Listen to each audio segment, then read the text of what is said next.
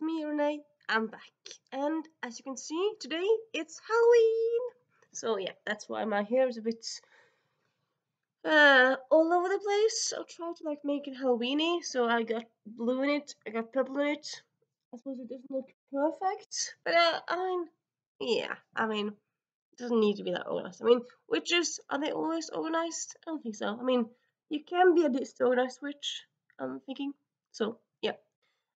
Anyway, I saw this video actually a few weeks ago over at Happy for Now, or is this channel over at Happy for Now, and it's kind of, I feel like it's kind of similar to a thing that's been going around also, which is all about like my Roman Empire books, where you just kind of talk about books that you think about often, like your favorite books, or yeah, books you think about daily often. Well, I think this was the kind of thing is like the started with like people interviewing people on TikTok saying like how often do you think about Roman Empire? And a lot of them said like daily. And I'm like, really? Really? And I was like, honestly, I don't really I think about one book or a few books daily really. I think about some books or like the concept of books daily, but I don't really think about a particular book daily. I don't really think I do that. But I do think about some books often. So yeah. But yeah, this one though, it's more like Halloween themed, so it's more like the books you would need to summon me. If God forbid I became a ghost and you want to summon me, I suppose if you just kind of want to summon me because you need me, then you could like have these books in a circle and I would show up.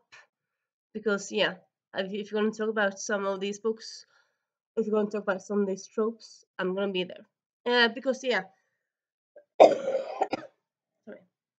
One of the things that ways that this video is different than the Roman Empire video is that this here you don't really just mention favorite books, you also mention like favorite tropes. So yeah, I decided I'm gonna do it the way that I'm gonna talk about some tropes and I'm gonna show you some tropes that some tropes. I still have a bit of a cold, really. Yeah, it won't go away. But yeah, I'm gonna show you some books that works for tropes. So I'm gonna show you examples like that fit each trope. And yeah, so let's start as well always, but as often I have some notes here, cheat sheets. And let me see, where do I want to start all this hullabaloo? You know what? You know what? I think I'm gonna start here. Well, I'm gonna show them in different ways, but yeah. So one of the things that I very much enjoy, which I think it's something that not everyone is there for. It is kind of a OG trope in fantasy, anyways. But yeah, personally, I still very much enjoy it. Can you guess what it is? Yes, it's the prophecy trope. I very much enjoy prophecy. And I suppose, I mean, it is in every book out there, but I think, like, all of the books that I read at least do them well. I suppose, yeah, most tropes can be done well and bad, but yeah, I very much like prophecies because prophecies, you get them in the beginning of a book, and then you kind of think, oh, this sounds ominous. And you kind of interpret it in one way, and then at the end, like at the end of a book or series, you more or less always understand like, oh yeah, it did come true. It never comes true the way you think they will. And yeah, quite like that. How they always kind of, I mean, the prophecy are never as easy, as straightforward as you kind of, or like they're never the way that you interpret them at the beginning. They're always gonna be something else, really. Yeah, yeah. Mm-hmm. Well, might be doing a long video. Now I'm feeling like my voice, so maybe I'm not going to do it that long, but maybe I'll just go and talk less. Could you do that? Anyway, yeah. So prophecy. I'm gonna show off the Named by Marion Curley, the first in the Guardians of Time series. So we almost said trilogy, but yeah, it is a series now because there's 4 books in the series. And yeah, the first book has a prophecy, which kind of gets resolved in the third book because for a long time it was a trilogy, but it also kind of they also kind of talk about it, and there's actually like a new prophecy-ish in the fourth book, and there's been talk about doing a fifth book. So yeah, this one, the prophecy in this one, definitely. I very much enjoy how that turned out and how that transpired. And I'm not going to go into more details because you just have to read it and check it out for yourself. Then we have from Skullduggery Presents. So this series is actually two series. It's first series of 9 books, and then there's a series of another 6 books. Yeah, 6 books, I think. So I believe it's like season. I can't count, but yeah, there's like 2 series in the same within the same universe. And yeah, the first series is kind of written in a way, in like a trilogy way, that you can read the first 3 books and then stop. So there's prophecies for like that just apply to those 3 books, and then there's prophecies who apply to the whole series. So there's prophecies all over the place, really. And yeah, Dave Landy is just amazing at playing with your expectations and giving us great prophecies. And yeah, I love how he does it. Now I just coughed in my hand, but I suppose it's just me here, so who cares? Maybe you don't like people coughing. Well, don't watch me then. So yeah, we have that one, and honestly, I still. So I don't use that one actually. Is that one as well? I have to think. Yeah, I believe that one has that thing as well. And then yeah, I think that's kind of the ones we have here. Yep. So yeah, I also have another fantasy old style trope that I very much enjoy. That I think a lot of people have like think nowadays like isn't that kind of old style and out of fashion? I don't know. For me, I still enjoy it. Give a moment.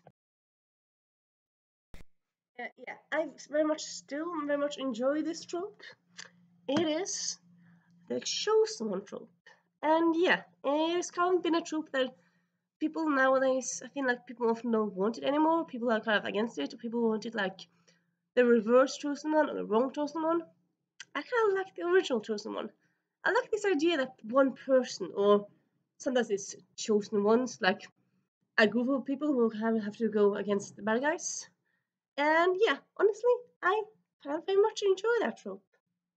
I mean, yeah, I kind of also like it when it's not a chosen one, but it's like some people still like go against the big bad. That's also fun. But yeah, I very much enjoy the chosen one.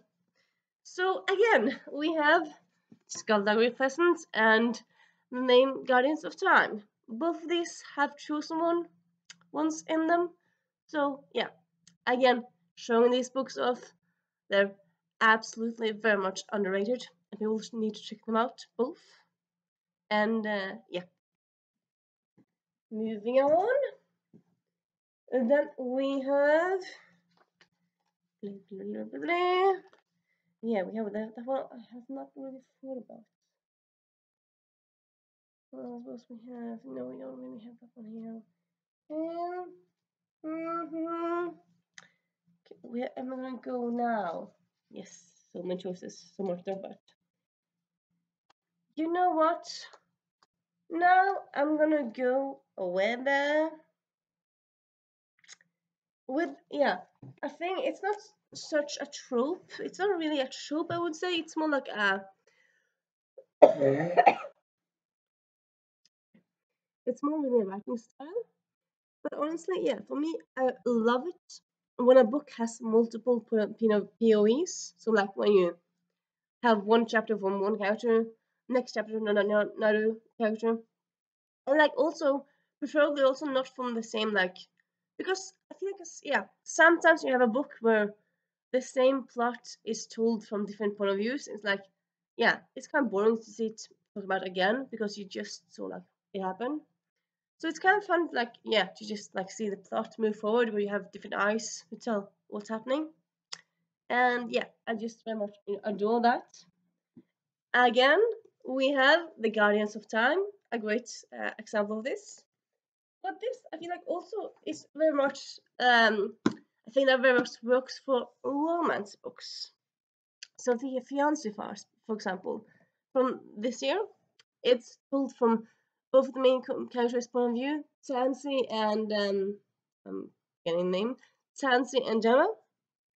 And yeah, I've read some romance books now and then, like lately, sometimes that just have one point of view, and I feel like that doesn't really work. I feel like a romance to like have it like on like the upper scale of romance, like uh 5 or 4 stars, you kind of need to both points of view, because then you'll see like the romance grow in a different way, I feel like. And yeah, it's just a lovely way to see the romance blossom and grow. And yeah, so yeah, that one. We also have The Duke Heist by Erica Ridley. That also has dual point of view. It's a romance as well. And they also have Old Magic by Marion Curley, another one of my favorite books. This one, yeah, we'll mention it later on. But yeah, you'll see that one again. We also have like, yeah, I feel like quite a lot of my favorite books have like multiple point of view.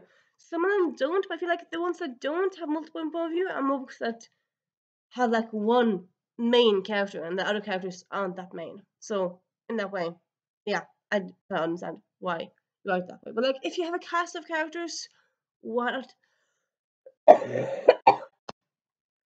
Why not let us like see what's going on inside their heads as well? And yeah, I just love that. So then we also have. I'm gonna go with this one now. So yeah, another thing that I very much enjoy in books, I believe it's happened quite a lot in different books. For some reason, right now I can just think of one book. I think it's quite common trope. Well, quite commonish. I haven't really done research on it, but yeah. And that is the trope where a character has several names. For example, in Graceling, not the main character, but I would say one of the main characters, no, one of the important characters, Poe, Prince Poe. He's called Poe by his family, but I think actually also like his official name, I'm not quite sure it's mentioned that often, because I think most of the time he's just referred to as Poe. But like Poe is a nickname; it's not his real name. He has like one name that's official, one name that his family uses for him, and then I think one name that his grandfather uses for him. Like he's lots of different names. And I think it's mentioned like he has like 7 different names he answers to. And I love that trope. Similar to this one, not quite the same, but similar, is the trope where you have a character that has a name, but he only uses a nickname and you never find out his real name. And I quite like that, though I suppose more than never find out. I kind of want some time to find out the real name, but like having it be a secret for a while, it's quite fun. That has happened in the High Society by Ali Carter series, and yeah, quite enjoy that little mystery there. And yeah, so that is that. Blah, blah, blah, blah. Actually, that's one from that one, and yeah, you know what? That could also, yeah, talking about some bits. You understand that, don't you? Uh, then up next we have. Just gonna find some books that work for this. Blah, blah, blah, blah, blah. Give me a moment there.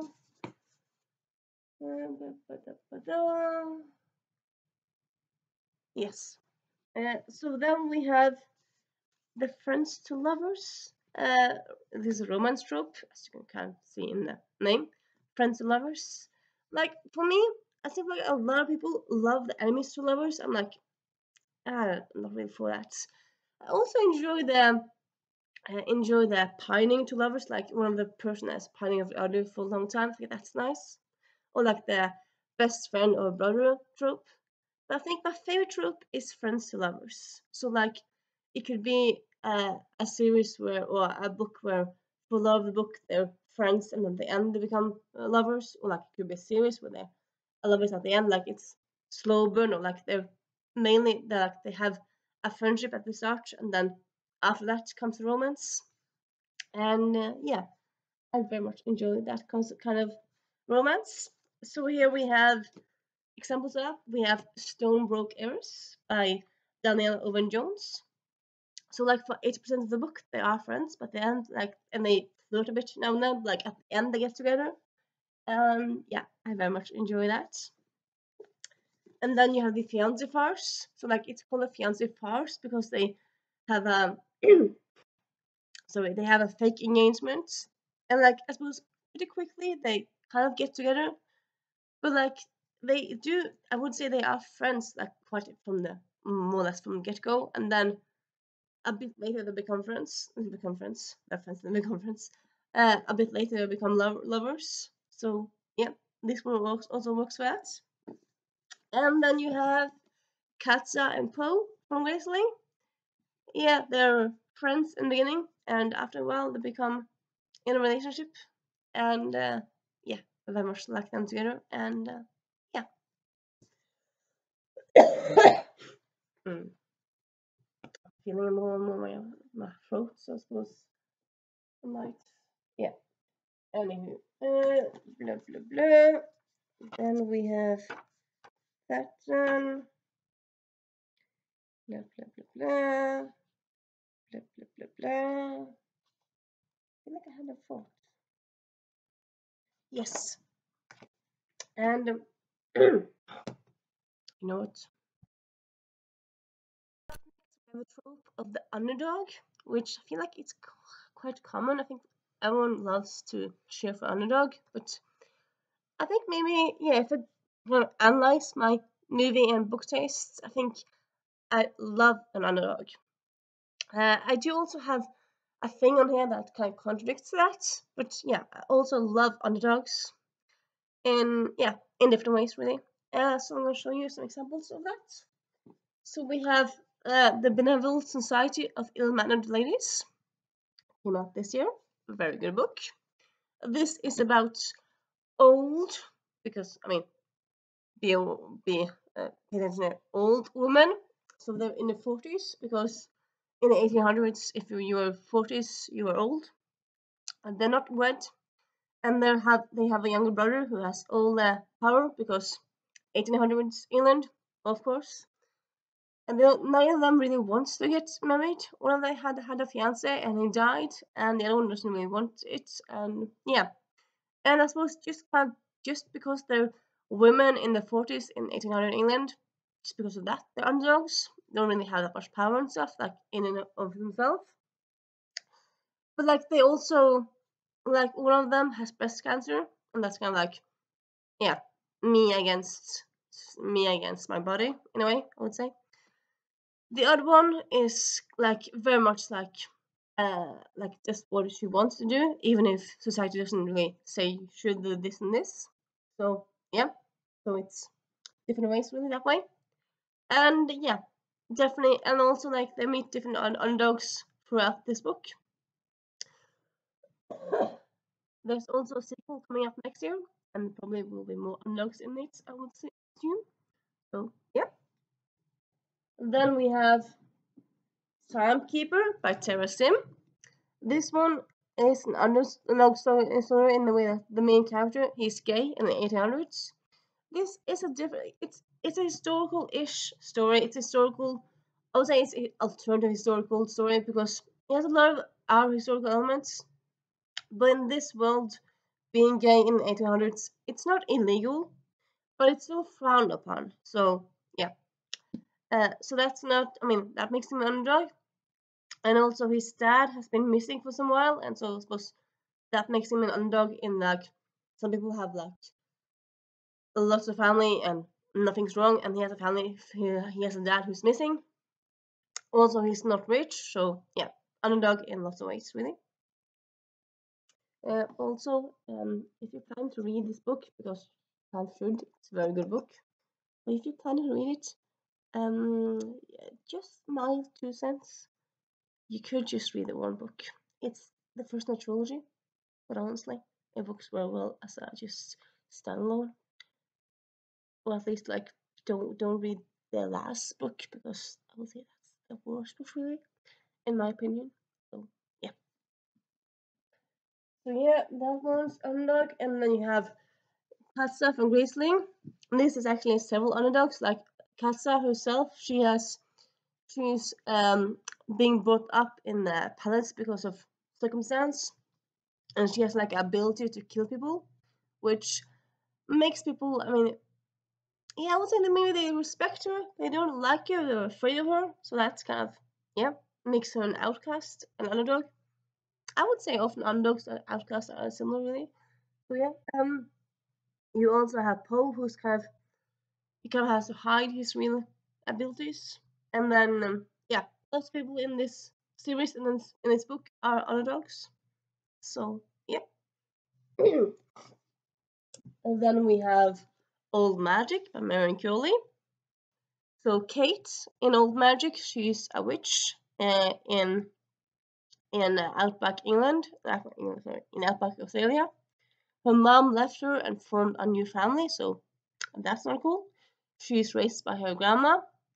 Her grandma is kind of like the village idiot, village witch, and so that I mean, yeah, she has one friend, and the rest of the high school bullies her. So yeah, kind of underdog that way.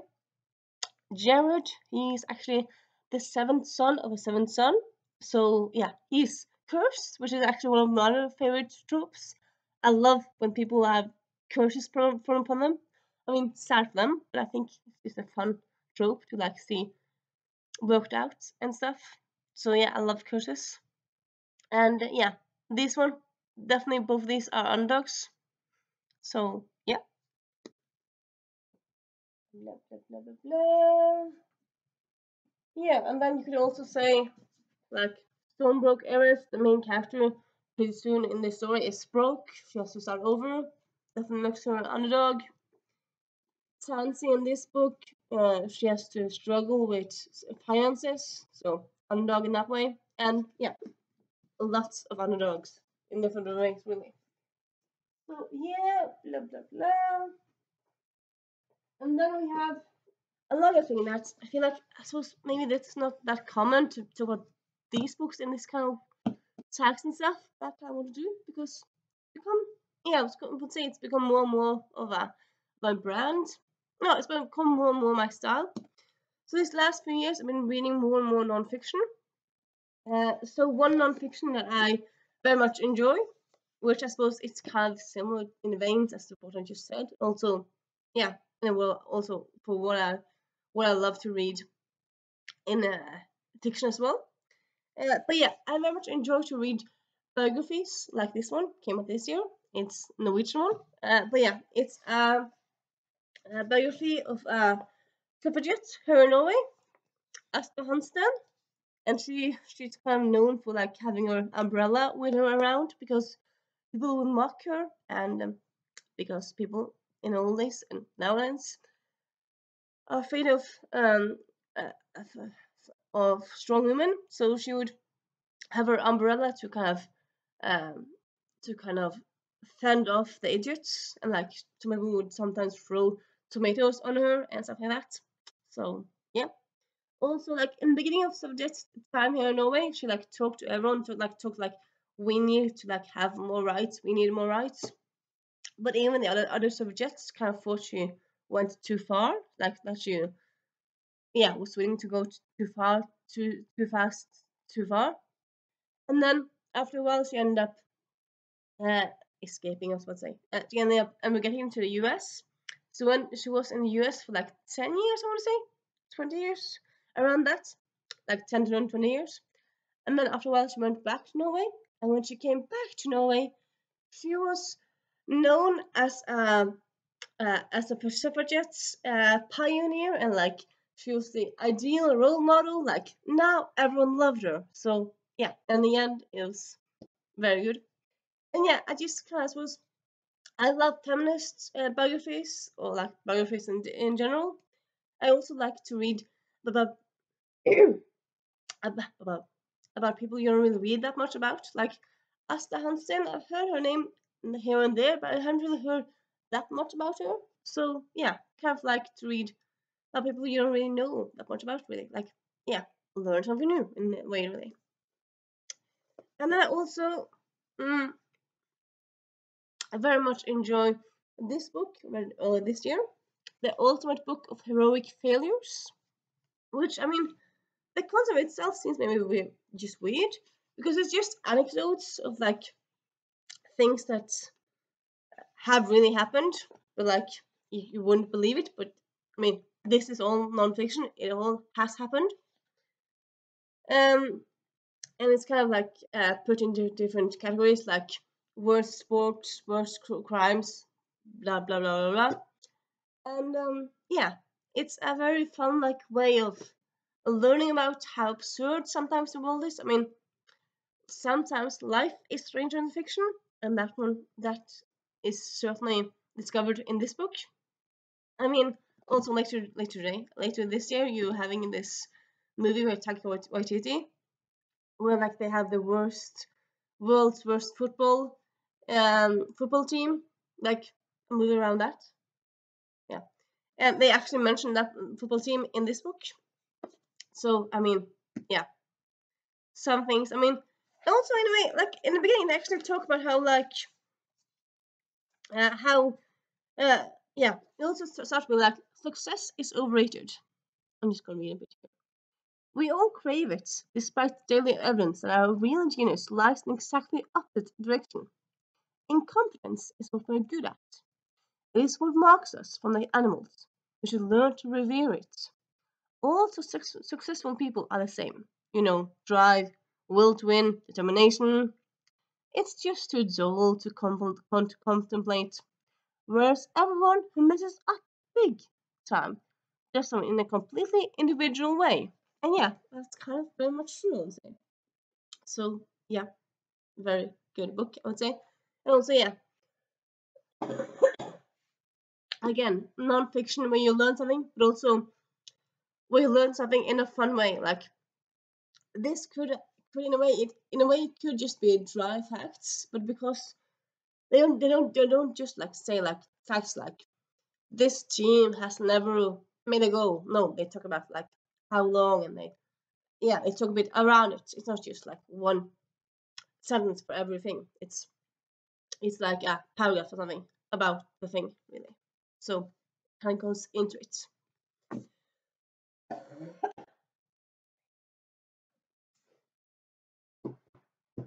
Then we have another another. Then going back into the into the fiction, and another thing that's trope that's I would say maybe quite standard, not that weird, but it's one I very much enjoy. It is the books about book trope. So a book where you have one of the main characters works in the library, or they work in a bookstore, or there's two authors to meet. Like yeah, just based around books. So one example here, the fiance farce. Gemma, she's a cover model for romance books. Tansy owns a romance books. She owns a romance bookstore. So yeah, lots of books into this book, really. Books into this. But yeah. And then we have the invisible library. This being the mortal word in this series. In this universe, librarians are not just people who work in a library. It's also a name for a profession where they're kind of multiversal spies, and they have like their own magic. And yeah, there's magic in books and magic in yeah, it's just very clever, and I just love it so much. Yeah, and I could have also suppose gone on a bit now because yeah, there's I would say quite a lot of books out there really with something to do with books, and yeah, there's a lot of them out there, and I love them, which I love. So yeah, moments. I have another trope, being just kind of books with super heroes in them. I think often people think superheroes equals movies, TV series, or comic books. And yeah, that's probably what's most common. But I would say more and more nowadays you have them also in books, like fiction books. So you have Being Jamie Baker, which is a YA. This first book is kind of like a bit of standard romance set in high school with superhero aspects. Second and third book gets more X-Men-y. The first book is kind of more standard, but still. Yep. Then you have Not Your Sidekick by C.B. Lee. This is the first in a series of five, I want to say. I believe it's going to be 4 books, but it might be 5 books in the end. I'm not quite sure. Anyway, so I love this universe in this one.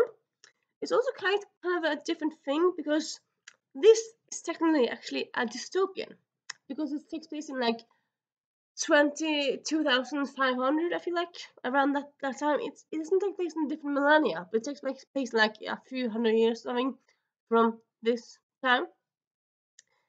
And like, yeah, it's in a world where you have a bit of a different transportation system. You have the evil government. Not like an evil government where like people fight to death. It's not Hunger Games style, but it is an evil government, I would say so. But it's just not maniacally evil government, I suppose. Anyway, and yeah, also each of these books and series are told from a different point of view, from like one of the people, one of the main characters, and they're also diverse or inclusive in a way that the main friend group that you have the different ethnicities and also different sexualities. This one has a bisexual main character. Second one has a trans main character. Third one has a asexual character, and so on and so on. So yeah, and then I'm just gonna mention this one quickly. Also, I forgot to mention this, but it's very good. This is also a non-fiction book. It's kind of weird because you see the picture from the movie, which I suppose the movie is probably more known than the book. But it's kind of different because so the movie and the book is based off a real event that happened, and then first it was made into a movie, and then afterwards they made it to a book. And often you think like, okay, I've seen the movie. Do I need to read a book? Here you do, because kind of very much gets filled out. Like you learn so much more than you did from the movie. And yeah, and it's kind of fun because I feel quite a lot of historical nonfiction is kind of focused around wars, or it's focused around 1817, or like 1800s, 1700s, 1600s, like a long time ago. This one is focused on the 80s. Yeah, it's recent history. Well, I was also going to say, like, is it historical fiction and historical nonfiction because it's so recent? I would say it is, but I suppose might make you scared because, like, oh, it's historical fiction, historical nonfiction, but I loved through it. Well, I didn't, but like, yeah. But I suppose if you go around thinking like historical nonfiction can only stuff happen a long time ago, what are you gonna do when you turn 80 or turn 70?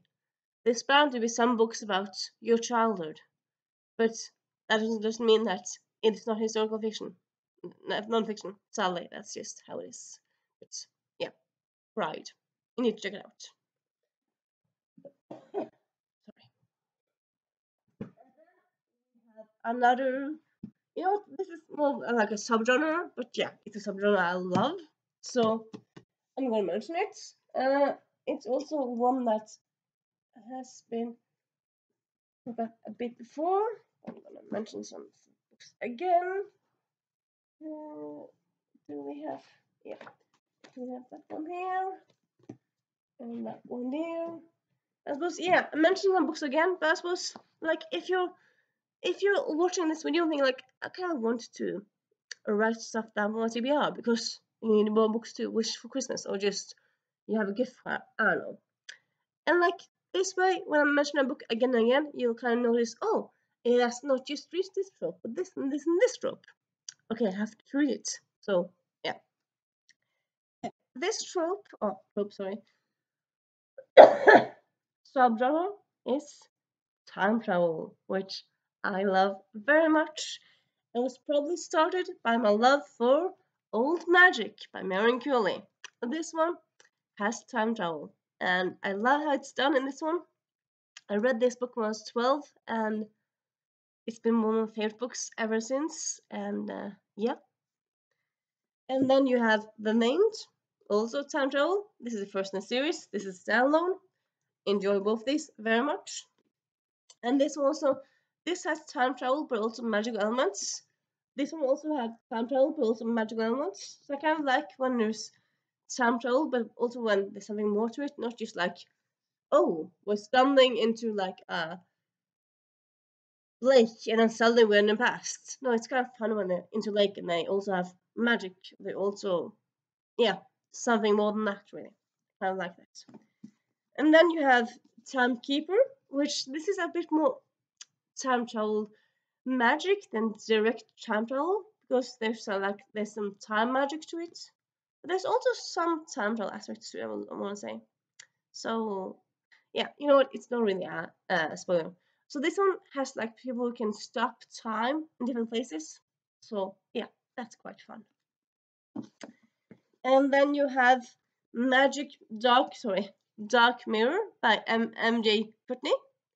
And what I very much enjoy about this one is that, okay, so you can see it probably here, like both of these kind of old style clothes.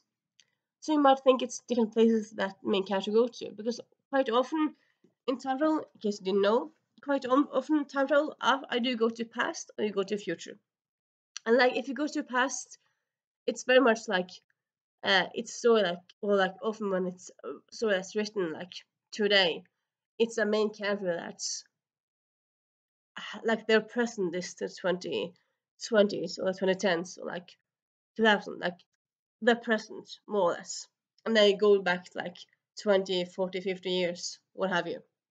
Here, like the main character, like the main cast that you like follow for most part, you know, like you have a bigger cast, but like the main cast I would say are in the 1800s and they go to the 1940s. So that's quite fun. Like for us, both the times are in the past, but like for them, they go to the future. But it's like, yeah, it's a different thing really. And it's also kind of like they have there's also a boarding school would have lots of different people with magical abilities. Some of them go time traveling, not all of them, but still.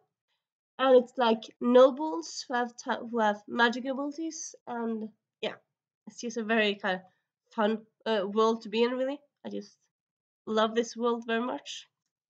I would say it's quite different. Really, time travel,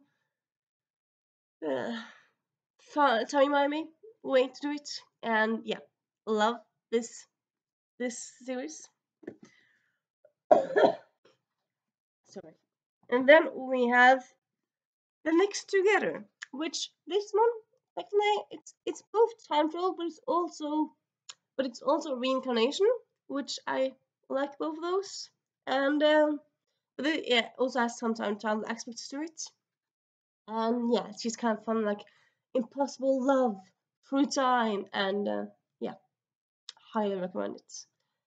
This is more science based than like fantasy based, but it's still very much a fun, very enjoyable book. And yes, so that's those time travel highlights. Sorry. And then we have spoiler alert, or like, yeah, I don't know why I show you a book first, but yeah. So then we have like books about like around or about fandoms in different ways. This one being about a a fan who writes fanfic, and then about another one who's an actor, but like they're both like fans of the thingy. And yeah, very much like this. Right now I can't think of something else, but yeah, whenever like this something like fandom related into like when the main characters are very into a fandom, love that so much.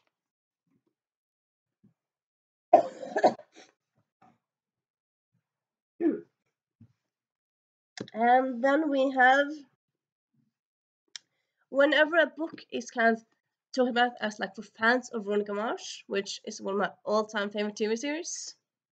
Yeah, whenever a book is mentioned as like that, I'm here for it. This has been sold as for fans of Veronica Mars, but with a magic twist. And yeah, I would say it's quite true. And yeah, I love this series. It's darker days, but just a cuddle. It has both private eye things that's kind of mundane and normal, but then you also have like some mysteries about the magic paranormal side to this universe. And yeah, love that. Yeah. And I also know that, yeah, now I'm going into the contrary part because I earlier talked about how I love underdogs. I still love underdogs. I feel also like quite often underdogs are also like people who like they people who maybe are in over their heads. They don't really know what they're doing or not. But I also quite love books where the main character really knows something. It doesn't have to be like a person who like is a good at tutors, like good at everything, because that's kind of boring. But like if a character is like very good at some things, yeah, love that. But I suppose also like in general, if a character just has a lot of self confidence, I love that. Like if they like think, okay, maybe I haven't done this before, but I'm gonna try my best, or like I'm gonna do this with all like my whole confidence. I'm just gonna go into it and just yes, I'm gonna crush this. Like they have all the confidence. Love that. And one example of that is Sue Simon from the Manicure series, one of my all-time favorite series. And yeah, the main character in this one, yeah, I would say she's kind of an underdog. I mean, she doesn't have a lot of friends. She's been bullied now and then. She's not that much of an underdog in this series, but like she's hinted at being an underdog before. But still, anyway, she has all the sass, all the confidence, and yeah, I just love that.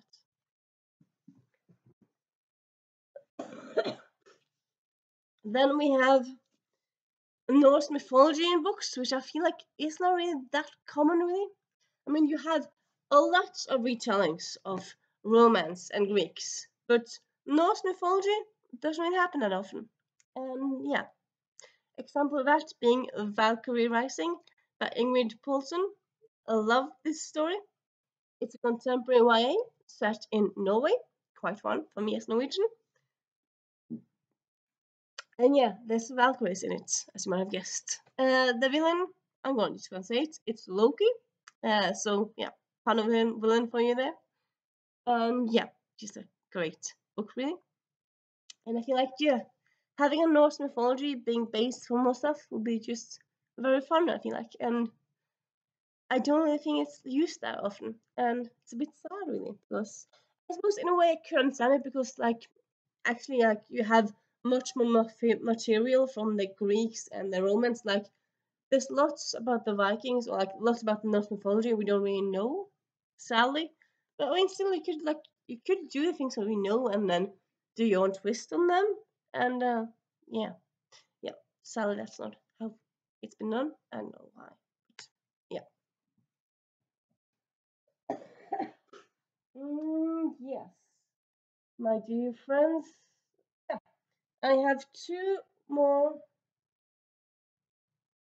What do I think about those? I don't really know. I don't remember what I thought about those.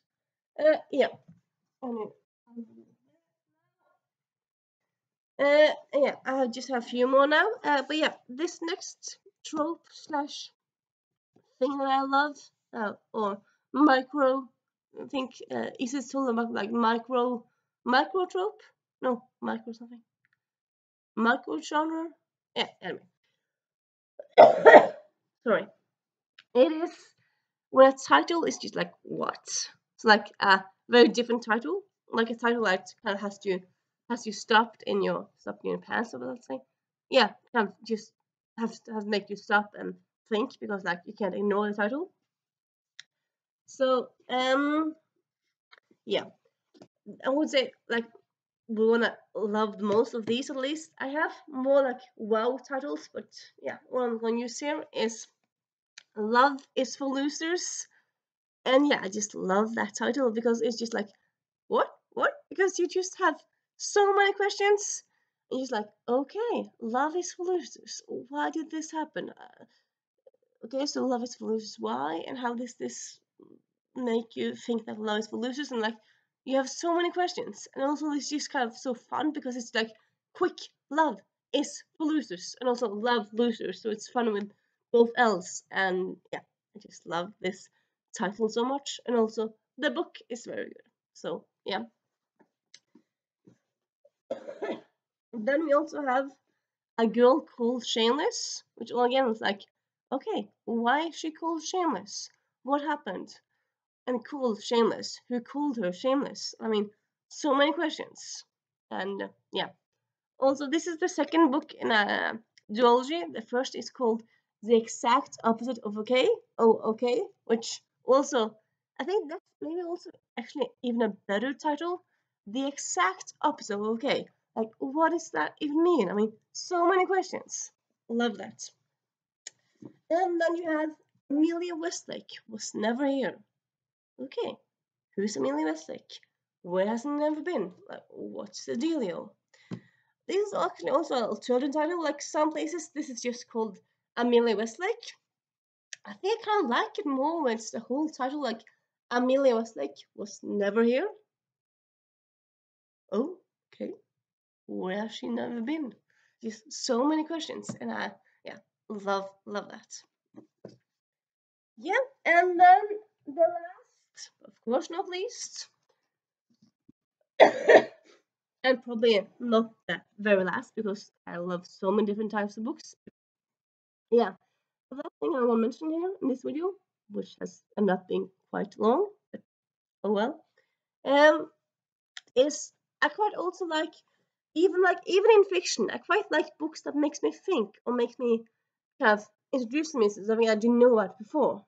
Like it's a book that either has like a very significant dialogue or like a main character who's like quite different or something that's just completely new. The moment. Um. So yeah, I have a few books for this group. Yeah, that made me think about the world in a different way, or yeah, made me think about the world, yeah, in a new light, in a different way, really. Uh, First I'm gonna go with a book you haven't heard of before in this video at all. Read Ironic. It is Graceling by Kirsten Cashore.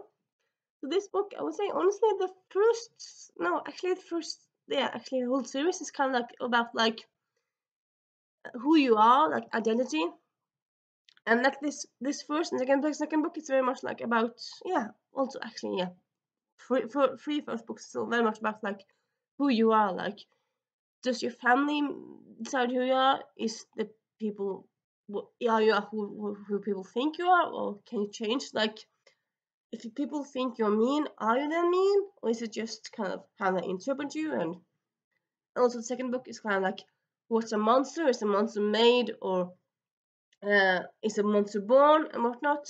And yeah, kind of makes you think very much. And yeah, I love that. Philosophical in a way. And then you have A Hope Divided.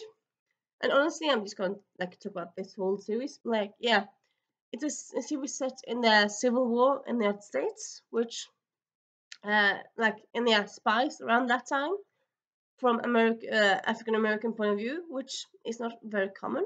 And I like that it's a historical novel slash romance that's set not in the Second World War, sometimes different, and yeah, also it's from a different point of view that you don't really see that often in historical fiction, or more and more now, but for a long time historical fiction was just white people in England, and this is definitely not that. And yeah, And then we have Things a Bright Girl Can Do, which is about a set of characters during right before the Second World War, so it's kind of during the suffragette movement, but it also takes place during the First World War.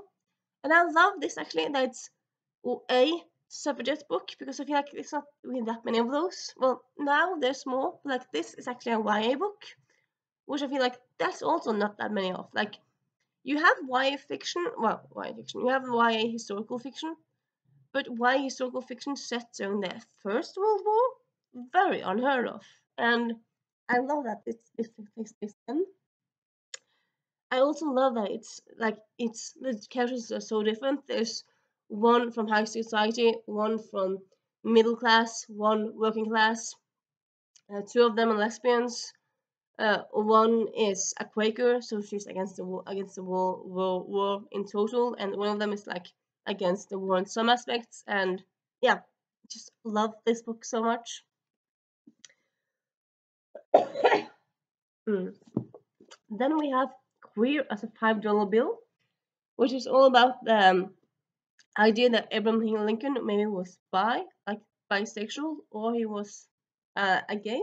Like, he might have had a romance with one of his colleagues, and this kind of dives into that. And yeah, I kind of like. I mean, yeah, it's also kind of been confirmed more or less that he probably was gay or bisexual. And yeah, then this kind of book came out of that whole debate.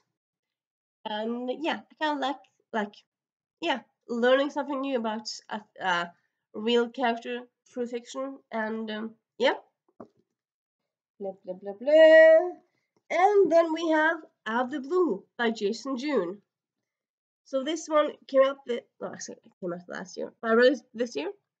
And so like you might just think this is a gay romance. Well, not precisely. So one of the main characters is give me a moment. Sean, that guy, he's a guy. And then you have the mer person, which is Crest. But they is actually a non-binary mer person. It's not a mer man, it's a mer person. And I would say also this book kind of like makes you think about gender in a whole different way. And also, yeah, like from that, because the mer person is from like a whole mer society. Like in the mer world, in the ocean, gender is thought about in a whole different way, and it just kind of makes you think about like gender in a whole different way. And yeah, I like it so much. And yeah, that, my dear friends, is the book you would need to summon me, and I would come crawling very quick. And yeah, if you love any of these books, if you have any comments, thoughts, whatnot, please talk to me in the comments. And happy Halloween!